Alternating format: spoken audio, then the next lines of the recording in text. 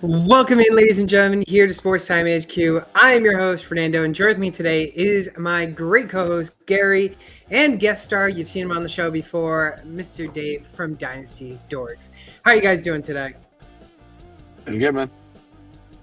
Doing great, man. Season 6, episode 22. That's congrats, man. That's kudos. It's a grind.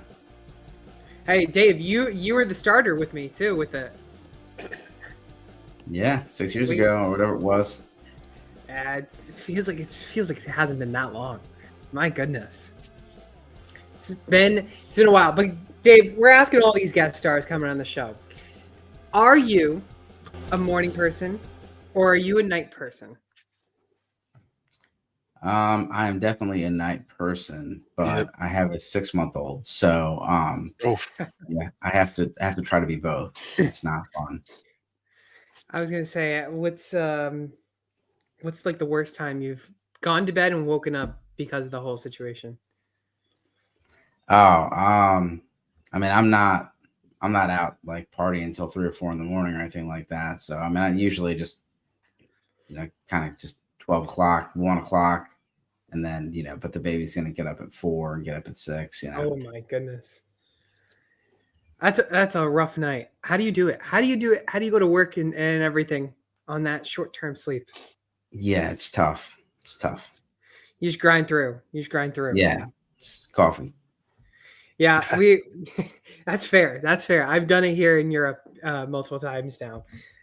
Sometimes you just have a long, short night sleep, and you just need that coffee, to wake you up a little bit. Let's get into some news and notes from around the league. We actually, Gary and I have been going through this for the last few weeks, and we've barely had news, but we got a little bit of news to talk about today. And first up is not so big news. Chris Conley, he's retiring after 10 seasons. He's been somewhat relevant here and there in fantasy, but obviously he hangs it up and he's done. There's not really much to talk about on that. I'm sure you guys ever had him in fantasy at least one point? No, I don't think so. But I remember him with the Chiefs, Niners, Jags, Texans, maybe. Yeah. But most notably, probably the Chiefs and Niners. Yeah, he was always a solid guy, but nothing too crazy. Yeah, solid NFL player. Solid NFL player, combine warrior. Crushed the combine. But yeah, he's a DFS best ball, maybe last pick.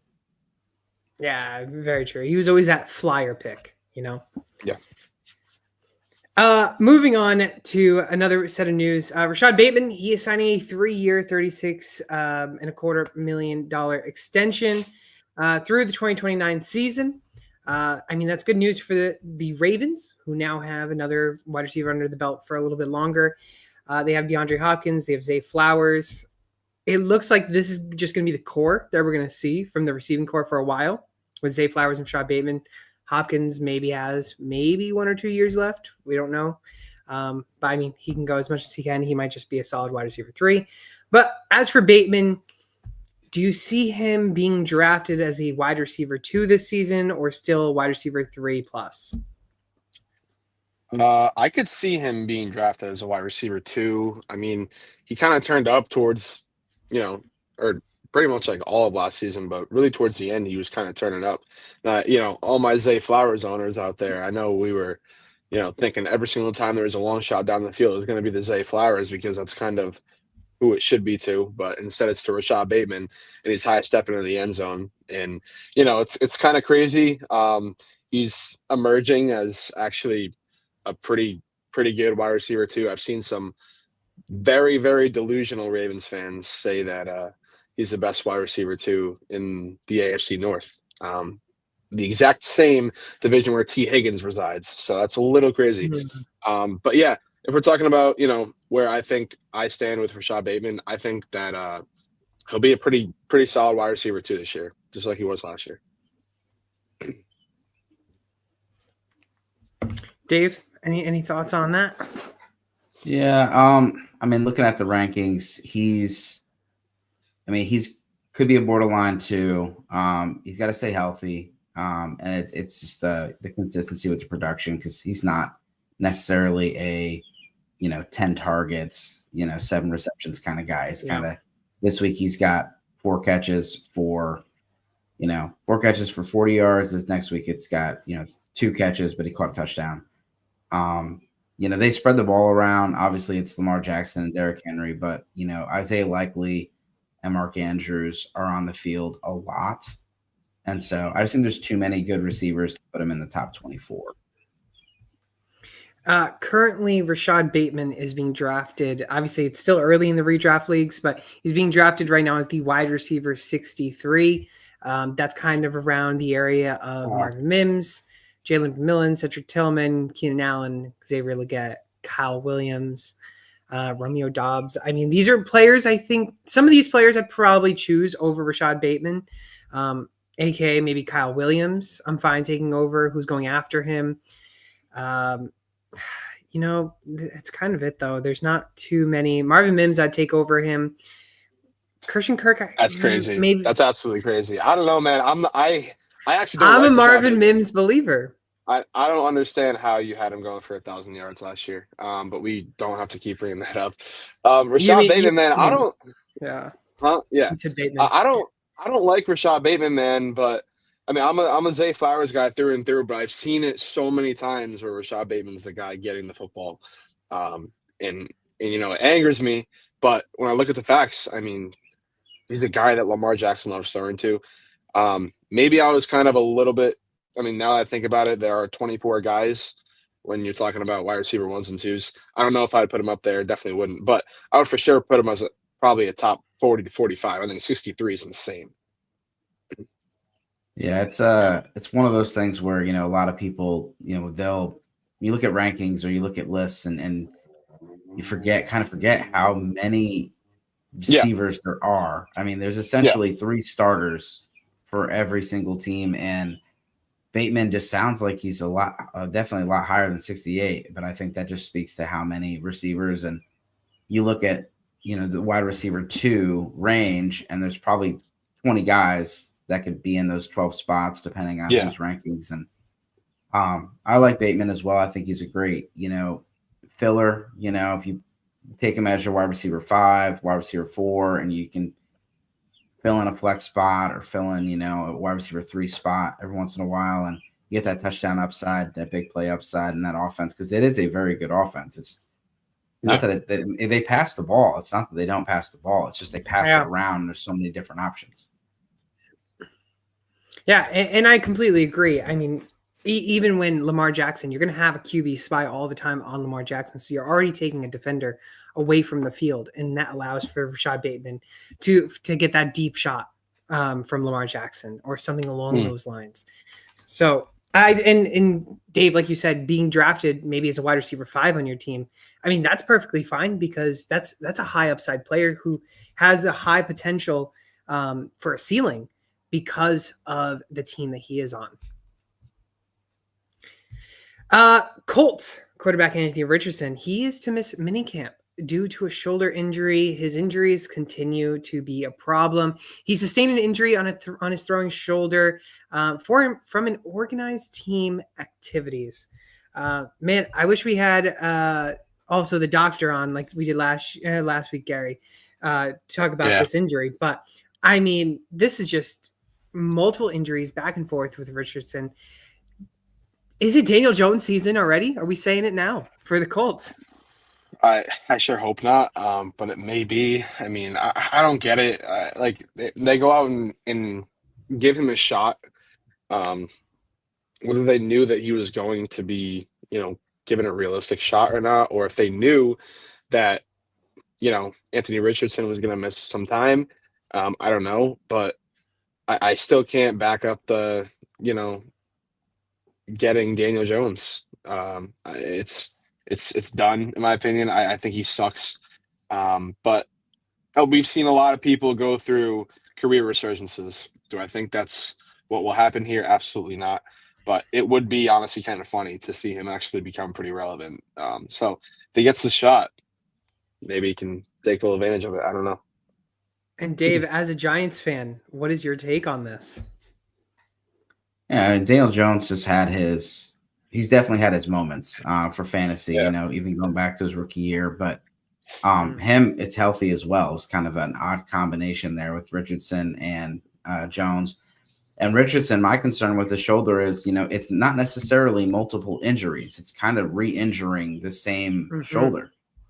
And so that's a concern. But I think, you talk about fit in the offense, Daniel Jones, his rushing ability, what he can do in the RPO game. I think, Josh Downs, he's got some weapons there. We'll see how the offensive line is. Minnesota kind of, they took the heart of that offensive line there. I know Quentin Nelson's still there, but they took the right guard and the center over there to Minnesota. But Daniel Jones signed with the Colts for a reason, and he got decent money. When you look at it, money talks. Money talks. Last year people were debating whether Minshew. They're debating whether Minshew is going to be the starter or not. I said, whether you like Minshew or not, look at the money. He's going to be the starter. Daniel Jones got decent money, and so I think I do think he's going to be the starter. I think they were, whether it's an injury or whether it's bad play, I think they were setting themselves up for this. We'll see. I don't think it's going to be great. Not drafting him, but I mean, Richardson's it's not been that great for reality football. Very true. Right now in redraft leagues, Richardson's being drafted as a QB 28. Daniel Jones being drafted as a QB 33. If you guys had to take another quarterback at the very end of your drafts, that had to be one of these two, based on where they're going. Which value would you rather have? Would you rather have Richardson at QB 28, or would you rather take Daniel Jones at the QB 33 with this whole situation? I mean, the guess would be Richardson, but they're only 5 spots apart. I mean, let's be real. Like, you're not going to draft a quarterback at quarterback 28 and expect him to be your starter. Or I would hope not, at least. So you're going to go with the guy that is there with more upside. And granted, I mean, that could come with, all the injury costs. But again, he'll be your backup if you're going to draft him there. So why not just go for the guy that has all the upside? Yeah, I mean, it would depend on how far that gap is. I mean, I know you said 5 spots in the quarterback rankings, but am I getting Daniel Jones with my last overall pick and taking Anthony Richardson at, the 11th round? Richardson has the upside. I think Jones is a safer pick. Richardson's missed so many games and he's already hurt. I firmly think when Daniel Jones signed, I thought he was going to be the starter. Just based on the money and based on him picking the Colts over Minnesota. I mean, I just got no faith in Richardson as far as his ability to stay healthy. And then on the field, it's just hit or miss. But I would take Richardson if you're talking a 1 or 2 round difference. Richardson's the upside play. I mean, we know what Jones is. We've seen it for 4 years. Right. 5 years. You've seen it, especially. Yeah. With the Giants. Going on with the Colts as well, though, Michael Pittman also suffered an injury in practice where he had to leave early. Obviously, there was multiple reports saying that he avoided a serious injury, which could have ended the season before it even started for him. He banged knees with a teammate before exiting the field. It looks like he might miss a little bit of time, but again, he avoids another serious injury. Colts are just maybe cursed this offseason with injuries already, based on their wide receiver 1, whether or not you think Pittman or Josh Downs is. And then obviously with Anthony Richardson, I mean, fantasy purposes, Michael Pittman was always a guy you can take middle rounds, and he can sometimes provide some great value. But again, the QB play has been the biggest problem to give success to Michael Pittman, because we've seen Michael Pittman thrive with good situations, and he just has not been in recent times. If he does come back by the time the season starts and everything, and he's fully healthy, no problems with this injury, are you fine still drafting him based on what's happening, whether it's Anthony Richardson throwing the ball or Daniel Jones? Or are you looking elsewhere? I mean, I'll be honest with you, I've never really been the biggest Michael I mean, I actually like Michael Pittman Jr., but for fantasy wise, I don't think I've actually ever drafted him in a single league that I've ever been in like the 4 or 5 years, whatever it is that he's been in the league. To be honest with you, it's just like I've never really also liked the actual Colts offense. I mean, I think that situation has always been kind of scary to me. I don't, I feel like they're unpredictable. They're very, very unpredictable. Jonathan Taylor, the same exact way. Yeah, he had that 1 year where he popped off for 1,000,000 points, but outside of that, granted, injuries have been there, but in my opinion, the offense is just way too unpredictable. So I would probably not draft him no matter what. But I mean, he's a good receiver. I really think that, if he was the focus of that offense, then he could have a great year, but he's just not. And I probably wouldn't draft him no matter who's the quarterback. Just to note, Josh Downs is being drafted as a wide receiver 48 and Pittman 49. Yeah, I'm actually surprised it's not a little bit of a bigger gap. I'm probably more inclined to pick Josh Downs over Michael Pittman Jr. Yeah, I mean, especially if you're looking at PPR versus half point, Josh Downs is just one of those guys where, like, we've seen it where it depended on who the quarterback was. As soon as Anthony Richardson came in, Josh Downs went to your bench. Joe Flacco or Gardner Minshew, then you would put him in your lineup. And so, again, with Daniel Jones, you're seeing like a lot of people do consider Daniel Jones a favorite to be the starter, and Josh Downs is kind of the Wan'Dale Robinson where he's going to get peppered with targets from Daniel Jones. We'll see. That was part of Dable's offense with Jones trying to mitigate risk. We'll see if that's what Steichen does with him. But I do think, again, both these guys, kind of like Gary said, it's unpredictable. And if it's Richardson 2 weeks and then Jones 2 weeks, and then Richardson 3 weeks and then Jones 3 weeks, you're gonna be like, I wish I drafted the other guy every other week. Right. And then you got Tyler Warren in this as well, where I think they're gonna do a lot of stuff across the middle of the field, trying to avoid both these quarterbacks, going towards the outside and throwing some picks. Yeah, this could be something that we saw with Tampa Bay. I don't know how long it's been now, but with Jameis Winston and Fitzmagic, the back and forth actions. Then again, Jameis Winston was still a great player. I mean, he balled out that year, but he did throw a bunch of interceptions. Yeah, I would say I prefer the Bucs version of this combination. Yeah, of course. Definitely a better for fantasy purposes. Definitely better, and you get to see some higher results in the games. Lastly, the biggest news of them all: Mr. Couch Potato decides to get off the couch finally. Aaron Rodgers is officially signing with the Pittsburgh Steelers. Whoop-de-doo. We knew it was gonna happen. But again, he doesn't follow Brett Favre's path no more. But he finally has the team, and it's the Pittsburgh Steelers. Yeah, I mean, we knew it was one of two things: Pittsburgh or retirement, essentially. Mm-hmm.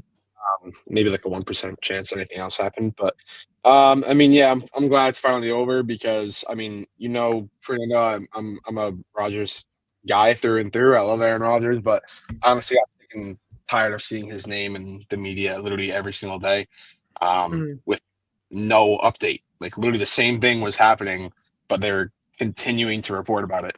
So I'm glad it's finally over. I don't look forward to him letting my team up. I actually am rooting against him now. But yeah, I mean, I do like the fact that OSU quarterback Will Howard has a pretty good mentor in front of him. So maybe that'll mean something for the future. But at the same time, again, now he's on the Steelers. So I don't really want – do I really want to see Will Howard be good? I don't know.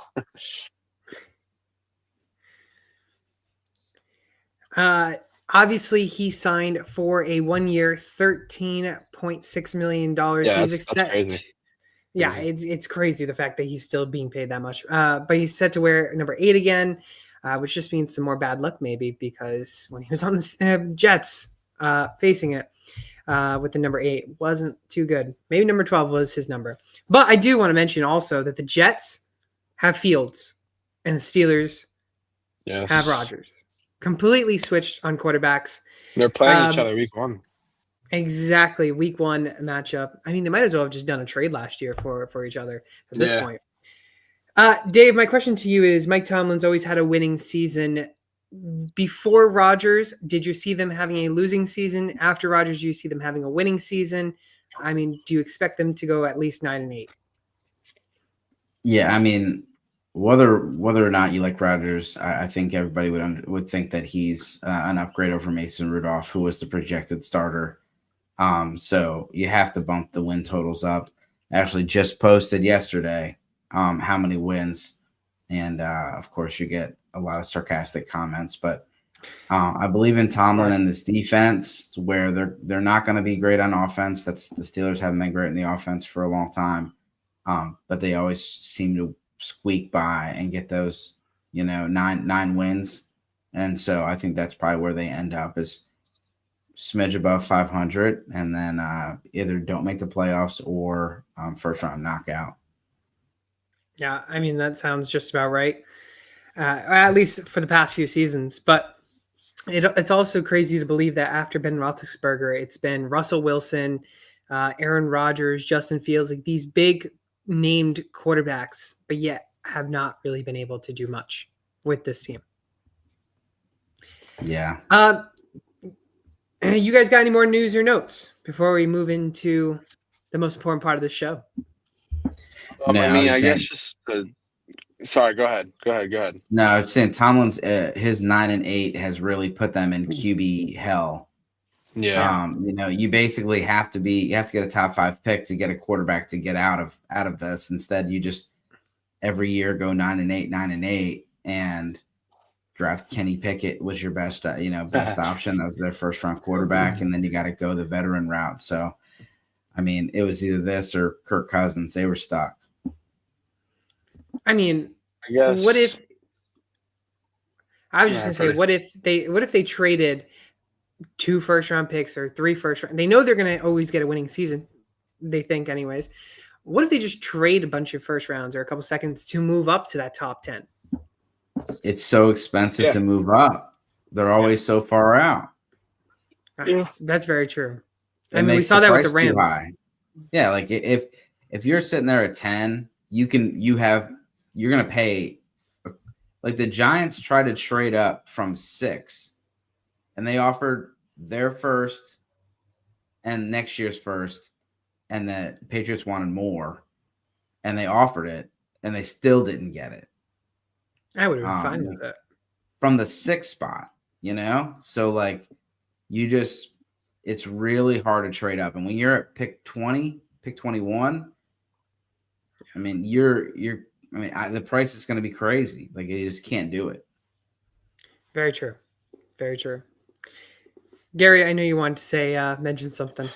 Well, I mean, one thing I wanted to just say, because we were on the topic of it, if Rodgers beats the Packers this year when they play, he'll join it. One of 5 quarterbacks, along with Brady, Manning, Favre, and Breeze, to be the only 5 quarterbacks to have beaten all 32 NFL teams in their career. It'd be funny if it's a cool little feat. It'd be funny if he didn't. Yeah, would it be funny? It would. Rodgers I'm just so over his drama. That's really just. I mean, I liked him a few years ago. I think he was a great player, but it's just been so much drama over the past couple of years with him that I'm just so over. No, yeah, I agree. I certainly agree. But he's honestly probably my favorite quarterback of all time. Yeah. I mean, I think he's, Mahomes might be on his way, but Rodgers, I think, is the most skilled quarterback I've ever seen. So I'll just leave it at that. Yeah. Well, let's get into it. NFL second-year breakouts and busts. It is time to talk about some of these players from last season who have the potential to break out and some who have the potential to be a bust. Now, of course, we have 2 breakouts and 2 busts each to talk about. And I'll go first because I know I'm going to get a lot of backlash, a lot of hate on this, and that's due to Gary. Basically, I don't know about Dave's take on it, but my breakout for the 2025 season, for the quarterbacks at least, my biggest one is JJ McCarthy. I mean, he is indeed going to break out. I mean, we know he's going to break out. He is being drafted right now at the ADP of QB 20, coming off a torn ACL last year. Sam Darnold, if Sam Darnold can lead that team and be a top 5, top 7, whatever it was, fantasy player from being irrelevant on the Jets and really anywhere else. I mean, I think JJ McCarthy can do the same, and I think he is a good quarterback. Gary, I know, don't start smirking over there. But again, they have Justin Jefferson, they have Aaron Jones, Jordan Addison. They have the receiving talent to give JJ McCarthy the success that we can see from him. Now, will JJ McCarthy make it happen? I think he can. Will the team, though, in general, go as many wins as what we saw last year? Maybe not. But again, I do see JJ McCarthy being a good breakout. I mean, based on his ADP at QB 20, you're not really spending too much. But if you look kind of around the player being drafted at the QB 20, I mean, there's players like Tua Tagovailoa, Matthew Stafford, Michael Penix, Bryce Young. I mean, I'd personally pick JJ McCarthy over them, to be honest with you, even over Tua, just because injury concerns. I mean, you know how I feel for the most part. I don't think he's a great quarterback. I think at best he'll be solid, and that's just due to the fact that he's got Jefferson, Addison, Hawkinson in the run game around him. You know, we didn't see him like have these unbelievable traits at Michigan. That's the only thing, and that's why I say I think he can be solid at best, because I think what's going to carry him is the fact that he just has this great core around him. I don't think he can take over a game by any means. Again, I can see him being in that like 14 to 18 quarterback range, and I wouldn't put him better than that. So. Okay. I'm a big JJ McCarthy guy. Yes, let's go. I was gonna take him. So my comeback for when people say that he didn't see him do anything in Michigan, I mean, they're up 30 at half most of these games. Michigan didn't ask him to do that. I mean, it's just Harbaugh's way. I mean, he had Andrew Luck, and he didn't have Andrew Luck chucking it around. I mean, that's their ball. Like that's how they play. But Kevin O'Connell's the main reason. I mean, Kevin O'Connell had us all run to the waiver wire to get Nick Mullins a couple of years ago. I mean, Josh Dobbs got off a plane and was in your fantasy lineup. This offense is awesome, and they addressed the offensive line this offseason, which was the weak point. I like the moves they made by getting, they only had 4 draft picks, but they got Jordan Mason, plugged some stuff up on the defense, which Brian Flores has that defense rolling. I love the situation. And you get the upside of the rushing. And so where he's getting drafted right now is ridiculous. Like, I definitely was going to put him on there. I had McCarthy, and I was trying to get up there in the top, for the rookie picks. McCarthy's my 4th quarterback. So I was like, yeah, let me see. The guy was not, he was like, I'll give you 109, 110. I'm like, no, man, like McCarthy's going to jump. That's because he thought they were going to keep Darnold or go get Rodgers. Now that McCarthy's the guy, it's like, yeah, he would have been the 101 in this class. Like, he would have been above Cam Ward. And I really like the situation with Jefferson, Addison, Hawkinson, Aaron Jones. It's a really good situation. And the rushing upside helps when you have players that maybe better quarterbacks, but their situations are so much worse. I think you're the first person that's come on to the show that's a JJ McCarthy believer along with me. So thank you, Dave. Yeah. Thank you for that. I like him. Gary, you got any other comeback for us to JJ McCarthy? No, I mean, I totally understand what you're saying, Dave, with the Michigan didn't ask him to do that. But if they didn't ask him to do that, how do you know that he's capable of doing it? Because I feel like, we're kind of playing a double-edged sword here. you can't really say, he's gonna do it when he's asked to do it when you haven't seen him really do it. I haven't seen him be a great quarterback. And that's just me. I watched a lot of college football. If he does become a great quarterback, then by all means, I was completely wrong on JJ McCarthy. Yeah, but I Dale can't Jeremiah necessarily talked about say it. that, But I'm going to see him be a good quarterback when needed, when I haven't seen him be a good quarterback. That's all. I get it. It's a projection, and you can't take the preseason and say that's it. But what Daniel Jeremiah talked about when he was talking about him as a prospect was, the practice tape, what they see from him in practice.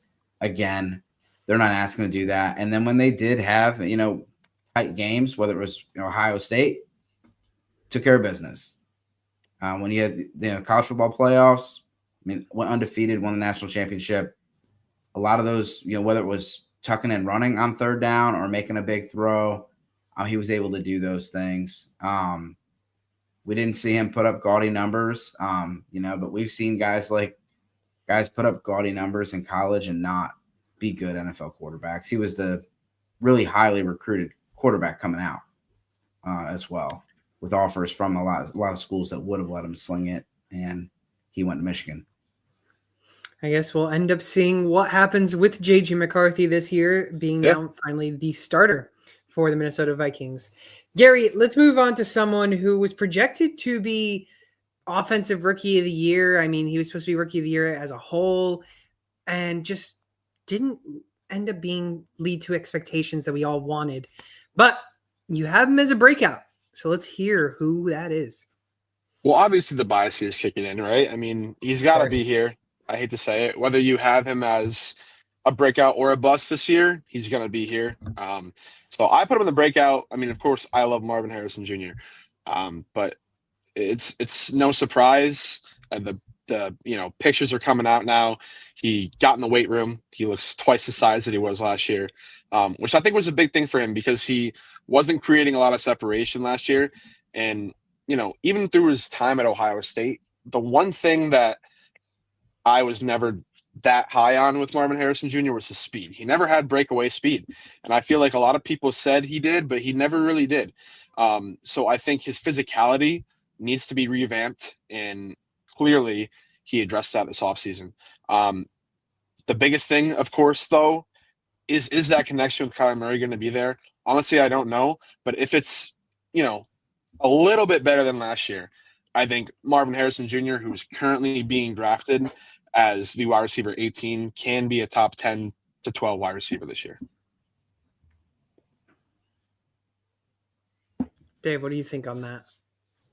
Yeah, I got no issues with Marvin Harrison Jr. on there. I wish he's been drafted a little bit lower. I agree. To take some of the risk out of it. But you talk about a talented wide receiver that's got a clear. I know Trey McBride's there, but I mean, it's the offense is going to run through those guys. Kyler Murray's, he's should be fully healed from the injury at this point. I can see, like Gary said, I can see where people would be concerned about the high draft capital and maybe put him on, the bust situation. Cause like last year he was drafted as wide receiver 1 as a rookie. Now he's being drafted as a mid wide receiver 2, but I'm still in on Marvin Harrison Jr. I'm a firm believer in the talent, and I think him and Kyler can figure it out this year. Yeah, I'm on the fence with Marvin Harrison. I mean, I was all in on him last year. Didn't meet the expectations we all wanted. Finishes as a wide receiver 30. This year, like you said, Gary, being drafted as a wide receiver 18. And I agree with you, Dave. I wish he was being drafted right now a little bit lower than what he is right now. But I think this is kind of like the borderline on whether you like him or you don't like him and how much trust you have on him based on where he's going right now. Because, again, his ceiling can be as high as a top 10 wide receiver. But, again, his floor can also go down to wide receiver 30 like we saw last year.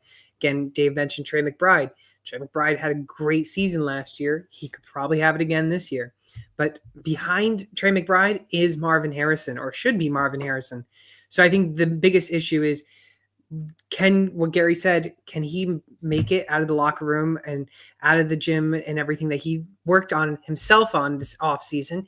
and truly put it on the field and be that wide receiver one that we wanted to see out of him last year. Yeah, and I think the best thing, like in terms of about Marvin Harrison Jr. and the future of Marvin Harrison Jr. is I think what we saw last year was his floor. I think that's the worst that we're going to see from Marvin Harrison Jr. And granted, there's a scenario where it doesn't get much better, but if we're talking about, dynasty purposes, of course, I mean, that, makes me happy to know because last year I had him in a two keeper league and I had him on my bench and I won the championship.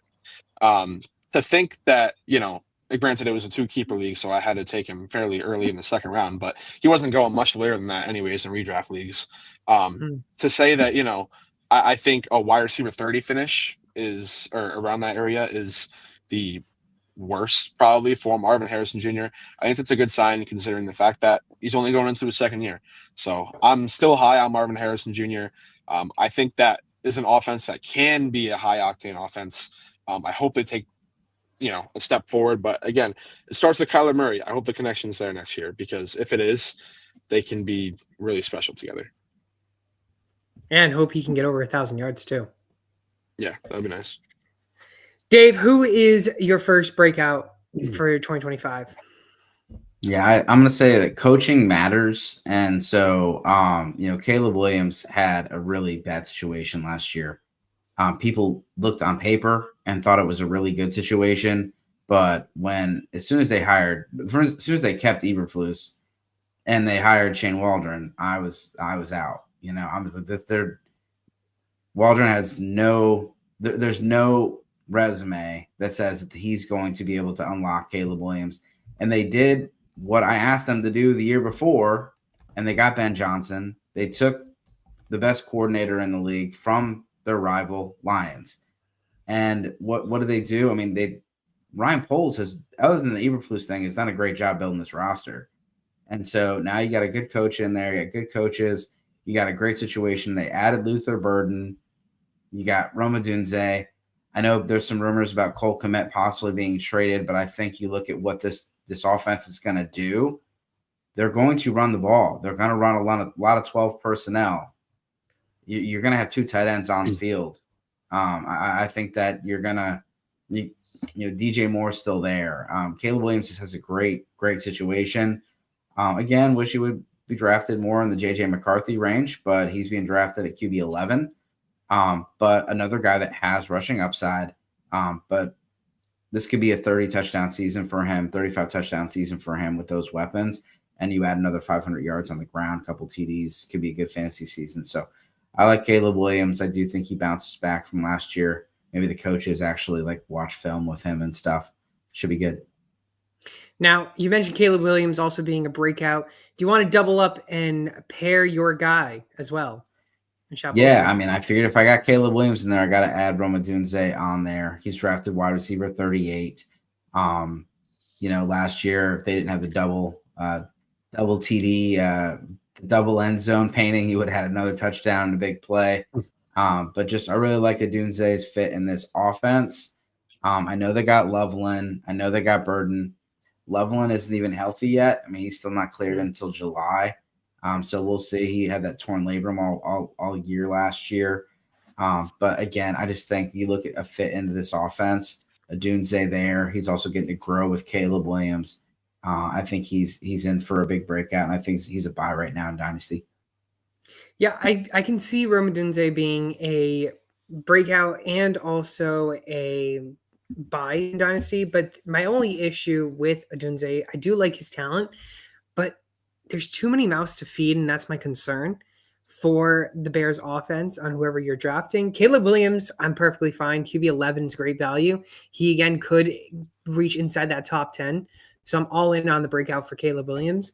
But my issue is, or at least he needs to break out this year, because if he doesn't with the talent he has on that team and the whole entire thing.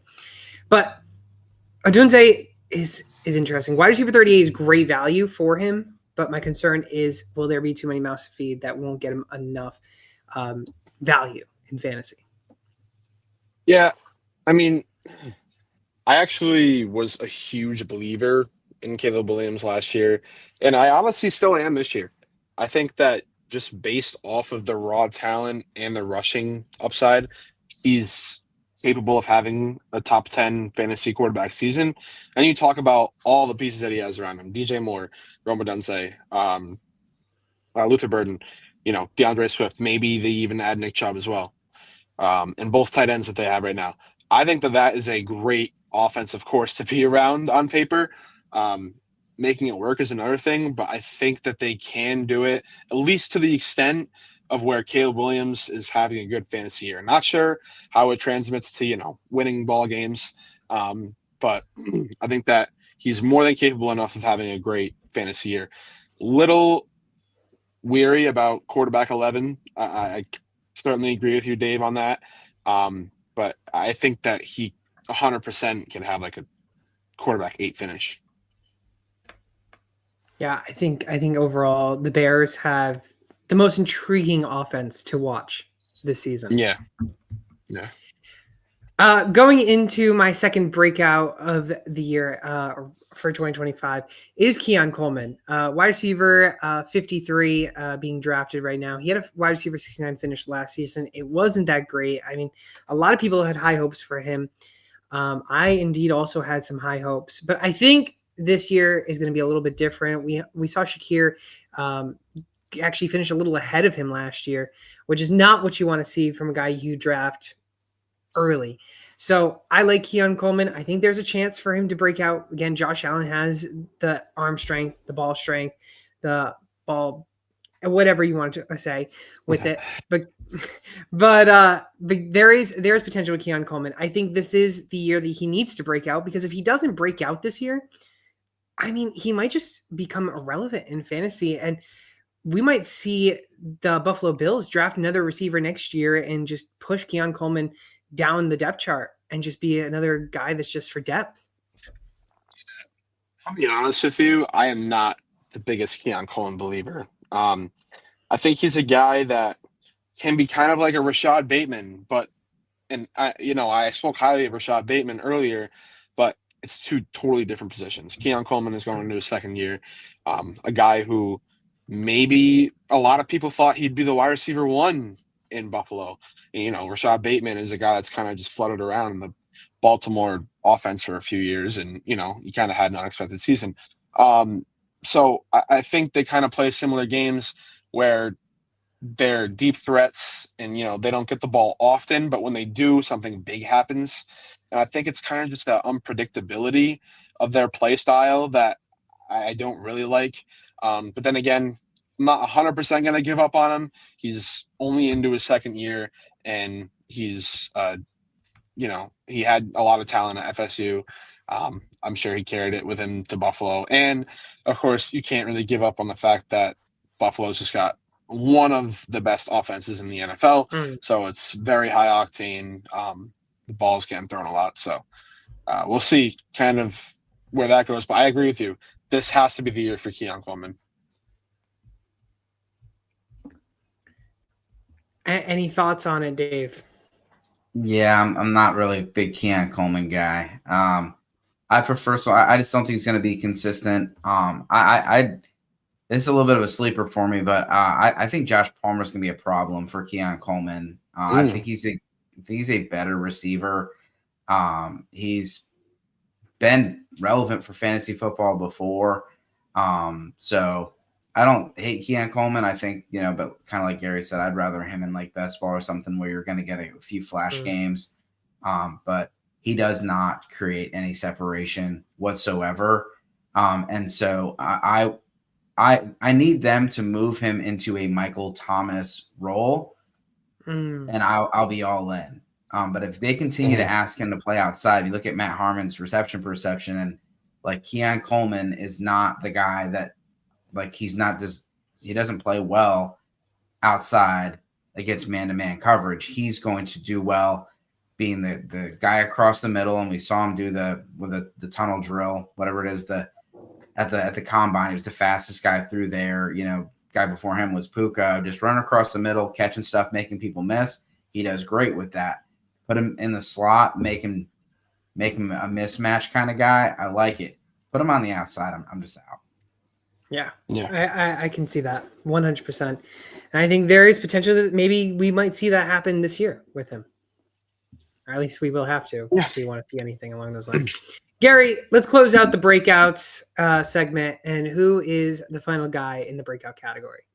Yeah, I mean, this is a guy that you could argue broke out last year just due to the fact that nobody really expected him to do this at all. My guy's Bucky Irving, and I'm actually surprised to see that he's being drafted as high as RB8. But at the same time, I look back on the year that he had last year, he showed so much promise, had so many great games that I guess it doesn't necessarily surprise me. But, we're talking about a guy who is still in a high octane offense, of course, and gets a lot of the workload, and I think it's only going to increase as he gets older. Of course, he's only going into his second year, so he's still pretty young. But I just love Bucky Irving. He kind of does it all. He's a receiving back, but he can also, burst for a 50-yard touchdown. I'm all in on Bucky Irving, and I think that he could be as high as a top 6 RB finish. Granted, it's not a huge drop off from the RB8 where he's being drafted, but he's my breakout candidate because, to be honest with you, I don't think there's a lot more guys from this class that can break out. I mean, yeah. Yeah, I like him. I wanted to throw a running back in there too. I mean, we didn't have one, so Yeah.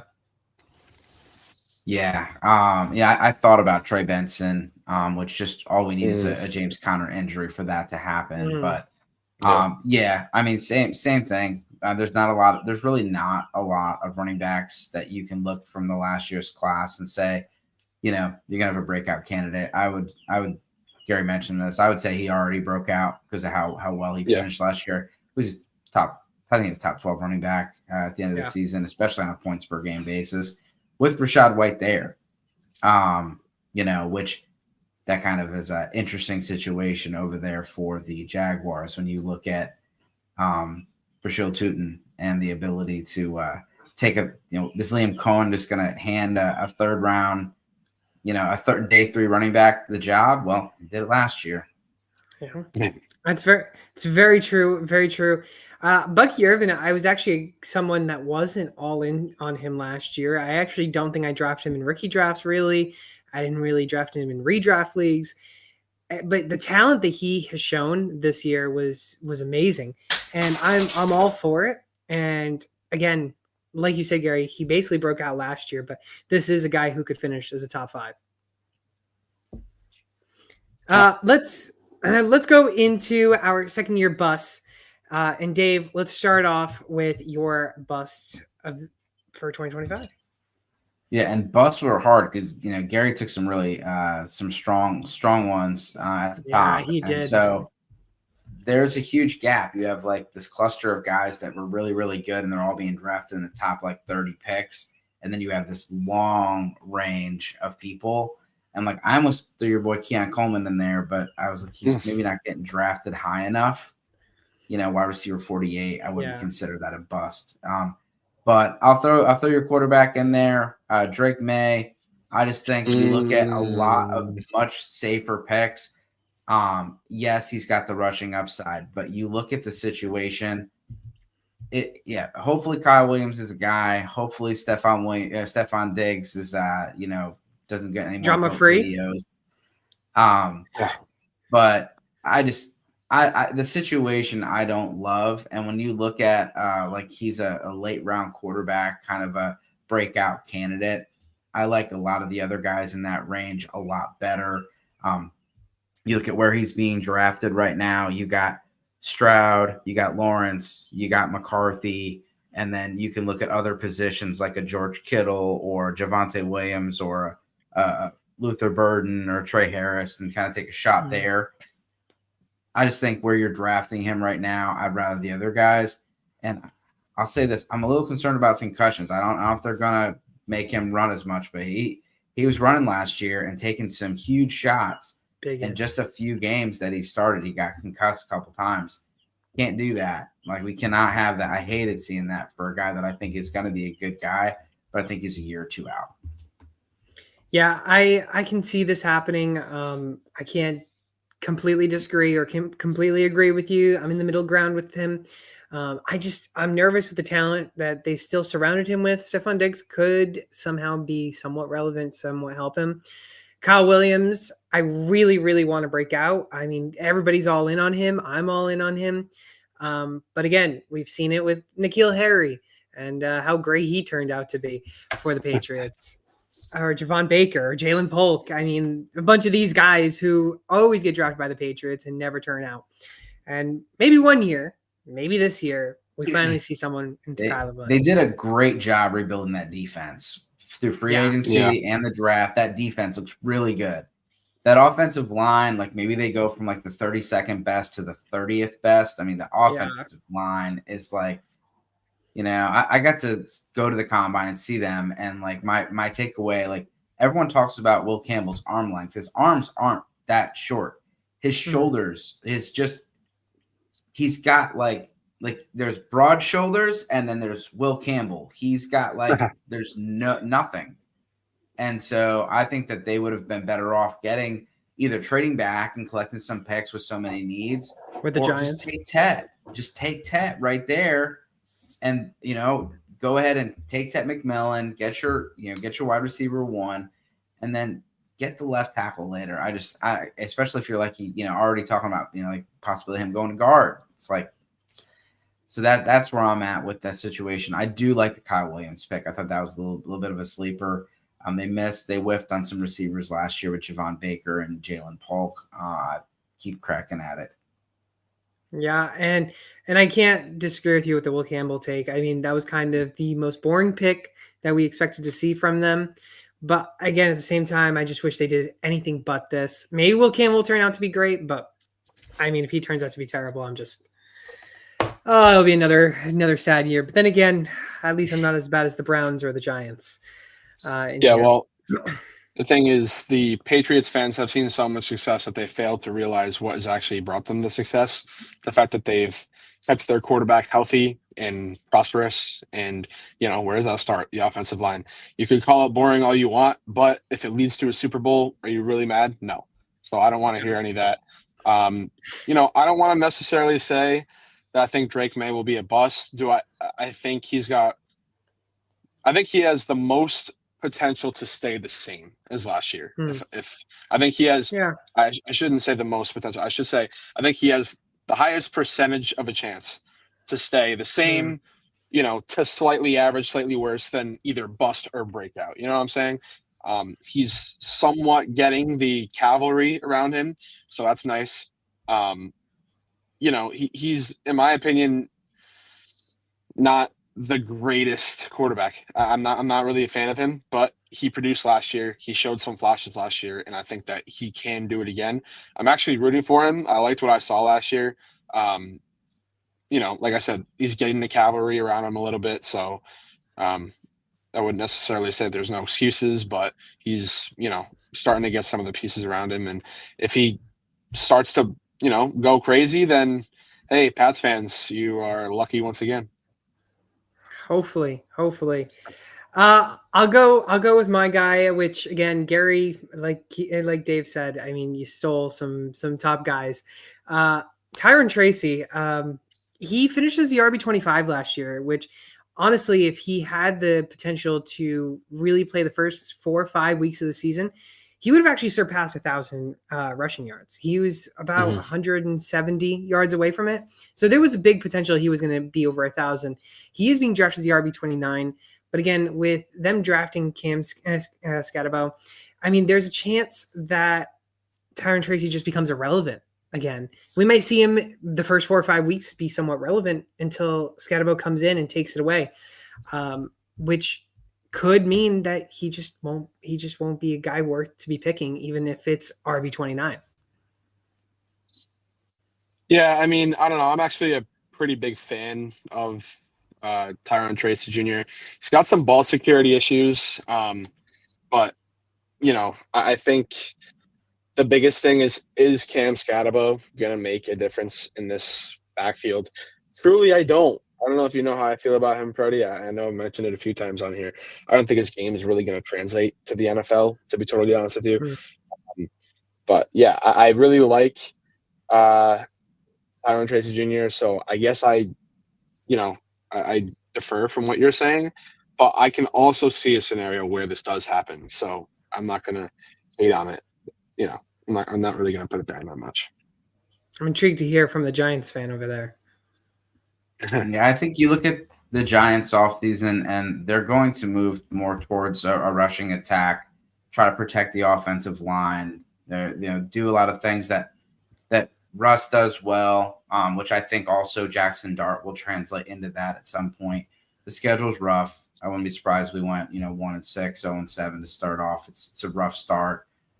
But Cam Scatterbo, I don't think he's going to make Tyrone Tracy irrelevant. I think he's going to complement Tracy and be the power back. Like Gary said, he's got the Giants probably win 3 games last year if Tyrone Tracy doesn't fumble the ball in the end zone. They fumbled the ball at the goal line, came back. They stopped him on defense, came back, got the ball at the goal line, and he fumbled it again. Yeah. Dayball was like 10 shades of red. I thought he was going to explode and not make it back from London because it was a London game. Yeah. Tracy's he's gonna be there. I do think that there's a lot of things Tracy does well. Scatterbo, I think with him, you look at his pass protection, it's really good. Could make him a little bit more relevant in the pass protection 2-down situation, because if you can't pass protect 2-minute situations, it's not going to be your thing. Which also he's a good pass catcher, so I think you could see some. I think Scatterbo's going to bring Tracy down, but I don't think it's going to make him irrelevant. And goal line, I mean, I think it's pretty obvious that you should probably put Scatterbo in versus the converted receiver. Yeah, Agreed. Can see that completely from both sides. Gary, who is probably the top bust candidate of 2025? Yeah, I mean, in my opinion, it's Brian Thomas Jr., just due to the fact that, he's now being drafted as a wide receiver 8 after that miraculous first season. And granted, it was pretty crazy, wide receiver 4 finish. But, I don't think anybody's really truly expecting him to do it again. And I mean, I didn't even mention the fact that Travis Hunter's there now, who, granted, I personally don't think he's going to be a wide receiver first, as much as a lot of people do, but he's an unbelievable athlete and he's going to take a ton of offensive reps. Jaguars have already talked about it. How much he steers away from Brian Thomas, I don't know, but he's, like I said, an unbelievable athlete. He's going to make an impact in that offense. And I think, to say that the Jaguars, who just drafted arguably the best player in that draft and probably the best athlete in that draft, you're telling me that you want to take, the guy who's still only entering his second year, by the way, at the wide receiver 8, probably a second round pick, after they just drafted, arguably the best player and athlete in this draft? I don't think so. I think he'll still have a good season, but nowhere near wide receiver 8. He'll probably finish in that wide receiver 15 to 20 range, if I had to guess. If that. I mean, he was balling out with Mac Jones. I think Brian Thomas Jr. is. I think he's a better receiver than Travis Hunter. We'll see if Travis Hunter's a full-time player or not. I agree with Gary. I was kind of before the draft. I definitely thought it was going to be more corner than receiver. I know. We just saw the highlight the other day of him intercepting a ball. I just think when you look at this offense, Evan Ingram's out of there, Christian Kirk's out of there. There's a whole lot of targets to go around. Brent Strange is a potential breakout candidate. Didn't make this list because he's on year 3. But I think there's a lot of room here.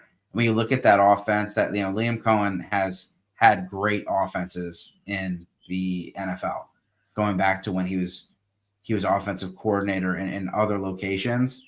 But you look at what he did last year, and you had Mike Evans, and you had I thought they were going to draft Tet. That's where I was, and MJD agreed with me.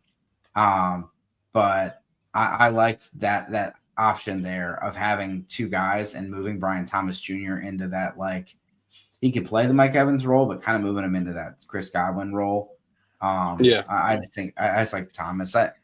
I agree that anyone getting drafted that high is you got the potential for bust. Like there's no way you can say that anyone being drafted as wide receiver 8 has a 0 bust potential. Right.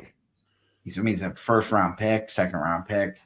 But I do think Brian Thomas Jr. is going to be a good player. And once Travis Hunter was drafted, it was kind of a guy I was kind of targeting.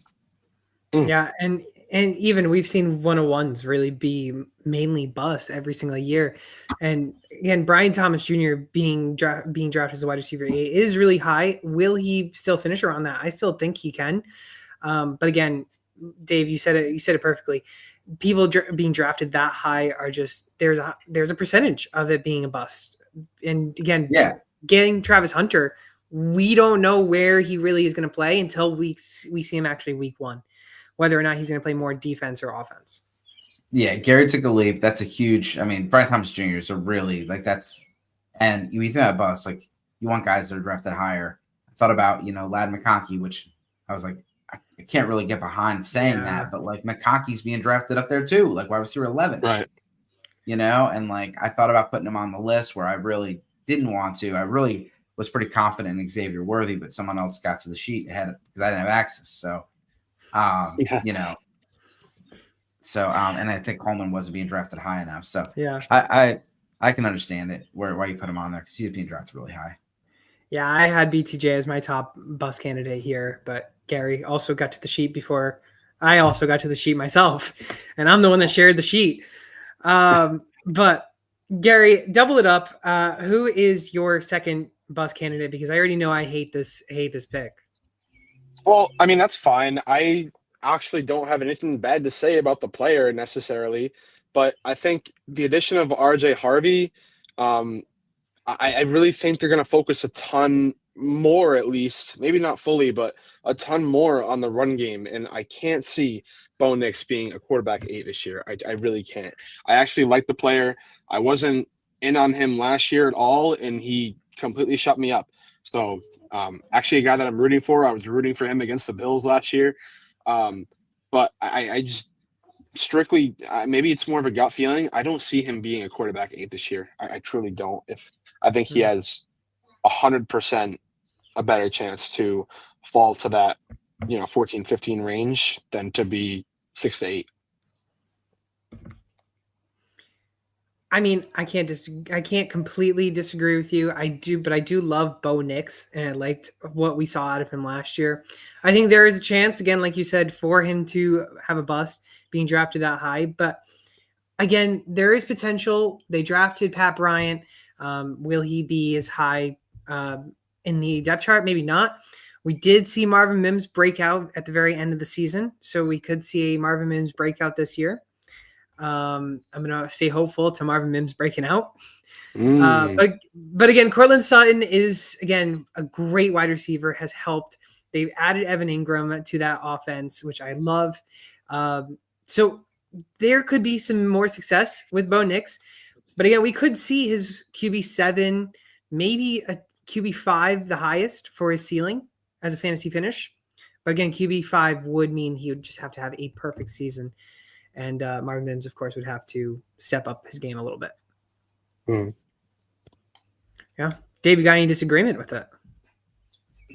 Yeah, I mean, I think it just comes back to where they're being drafted. I mean, Nix is getting drafted a little higher than some of the guys where I wish they would have did a little bit more on that offense. Pat Bryant, we'll see. I know he's getting some love on the Dynasty streets. I think RJ Harvey was that's a fun pick. They might bring Dobbins or Chubb or someone like that in. But I think it's a fun pick there for the offense for Bo Nix. Because Bo Nix is the type of player that would check it down. You have he does rush the ball a lot, but he's not a run first kind of guy. And so when you look at these quarterbacks and you think of like anytime these rookie running backs have had monster seasons, they're getting 80 plus targets. And I could see this being a lot of Evan Ingram and a lot of RJ Harvey in this offense as far as the passing game. Would love to see it. Appreciate the sub, Crooked Commish. And of course, I roll with the Patriots. Gary rolls with the Browns. Dave rolls with the Giants. Dave, let's round out your side of the bus candidates and give us your take on your final guy. Yeah, he's not being drafted as high as the other guys, but I still think he's being drafted inside the top 181. Ricky Pearsall, and I like Ricky Pearsall. I think that we just got to look at this offense and remind ourselves: what if Christian McCaffrey plays? If Christian McCaffrey plays, we have George Kittle, Christian McCaffrey. We know Juwan Jennings was already replaced Deebo Samuel last year before Deebo Samuel got traded. Juwan Jennings is there. Brandon Ayuk's coming back off injury. Yeah, maybe he doesn't play till week 4, but people are acting like Ricky Pearsall is going to be the new wide receiver 1 in this offense. And people are trying to trade late first-round picks for Ricky Pearsall. I mean, if I had Ricky Pearsall, I'm late first-round pick, he'd be yours. Take it. That's where I'm at. I just think that, again, and even if CMC doesn't play, Isaac Guerrero was getting quite a lot of work in the air as well.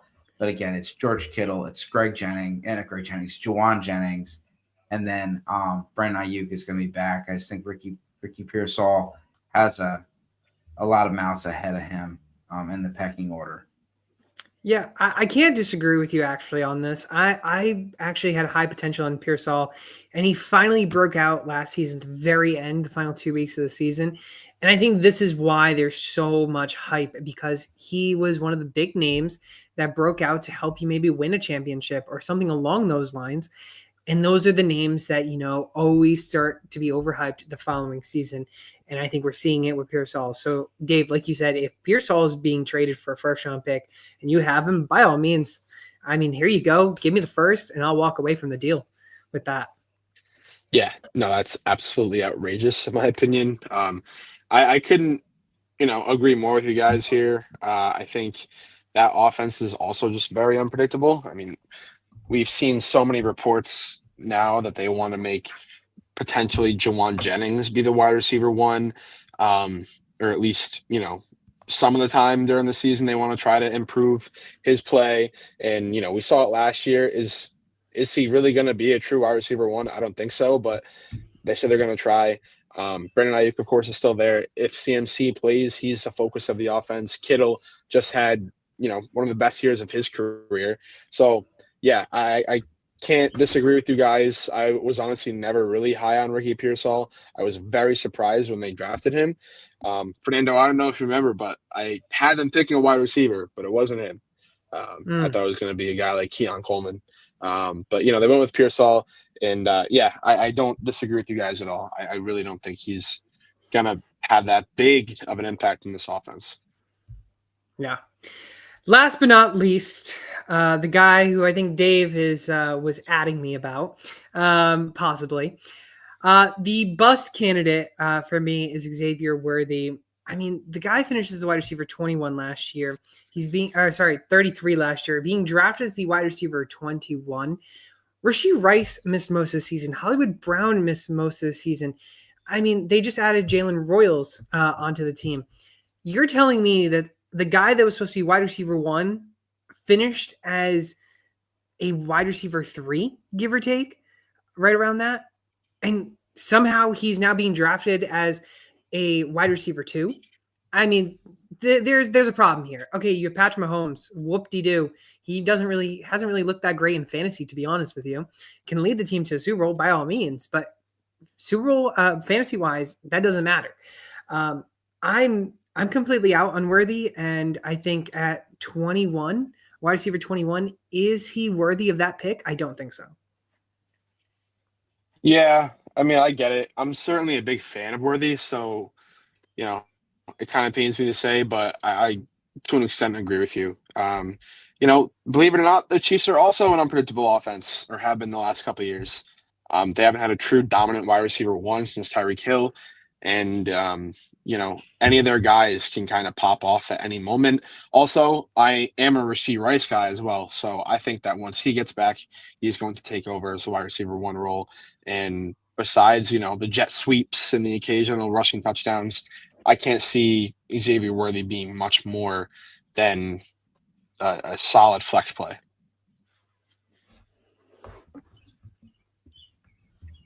Yeah, we talked earlier about how many wide receiver 2s there are. I think Worthy is a guy that would love to have in best ball. And in DFS, he's a guy that can go off any other week. But I just watched, we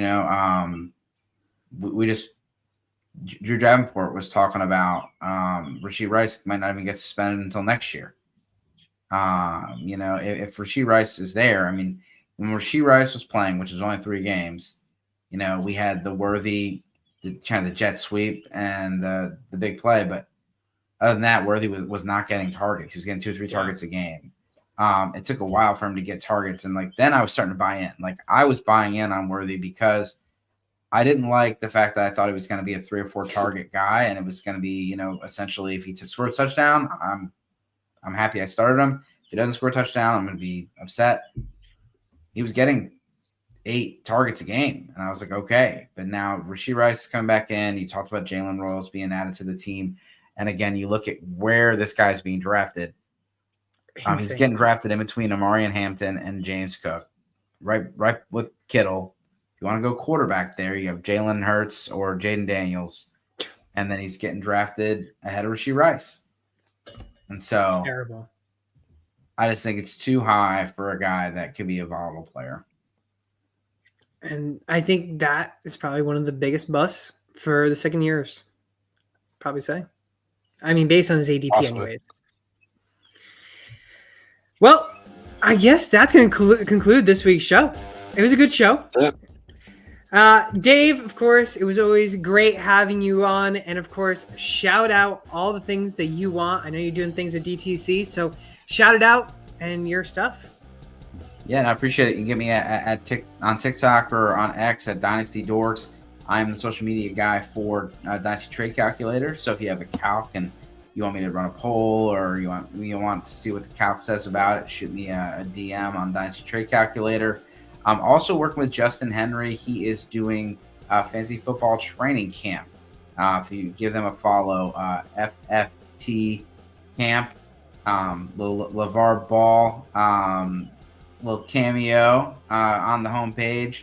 He's got some NFL players, some NFL, some fantasy football analysts, and different people that are going to help you out on a virtual event in August before your big draft. So you can get tickets for that right now at half price. Sounds great. Sounds like a good thing. I love DTC, of course, and I wonder if the poll would be, who would you rather have at the low end wide receiver 2 range, Xavier Worthy or Marvin Harrison Jr.? Because they're being drafted three spots from each other. That's wild to me. That's wild to me. It is very much wild. But again, Dave, always appreciate. Go follow him all over social media at Dynasty Dorks, of course. And Gary, my co-host, go follow him all over social media at GD Picks. We're doing a bunch of guest stars coming on the show here in June. Our next show is Wednesday at 6 p.m. Eastern Time with guest star from NFL Fantasy Spanish version, Mauricio Gutierrez, and then upcoming shows, Laquan Jones, ESPN Eric Moody, Jeremy Pope, and of course, Marcus Grant to start off July. We got a good headline of guest stars. And again, our shows are every single Wednesday and Sunday. Wednesdays at 6 p.m., Sundays at 12 p.m. But again, we got our stuff all over social media on all these guest stars and when we'll be actually starting the show with these times. I'm Fernando. I'm your host, and we'll see you all next show.